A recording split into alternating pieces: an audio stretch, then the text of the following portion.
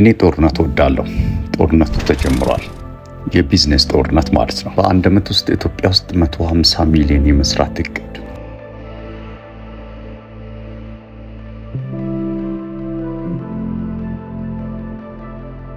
ቀን ጥቅምት 17 2018 ቻሌንጅ በመሳይ ሙልጌታ። ይህን ጦርነት እንደፈረው ምንም አይነት ነገር ፈርቼ አላቅም። እንጂን የተቀላቀሉ የሰዎች ቁጥር 46 ደርሷል። ለማሳካት የተቀመጡ 7 ህጎች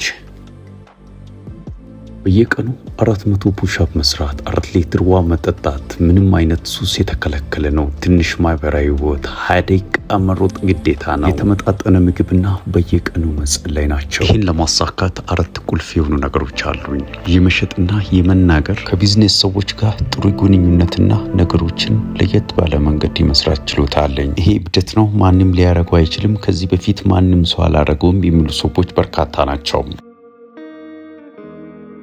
ይህን ካላሳካው ደግሞ የኢትዮጵያ ህዝብ የሚሰጠኝ ቅጣት ለመቀበል ዝግጁ ነኝ። ኢትዮጵያ ውስጥ ሙያ፣ እቅድና ተግባር ኖሮ የምንፈልገውን ነገር ማሳካት እንችላለን ወይ አንችልም የሚለውንም ቼክ ለማድረግ ጓጉቻለሁ። ከዚህ በላይ በታችን መስራት የምትችሉ ቻሌንጁን መቀላቀል ትችላላችሁ።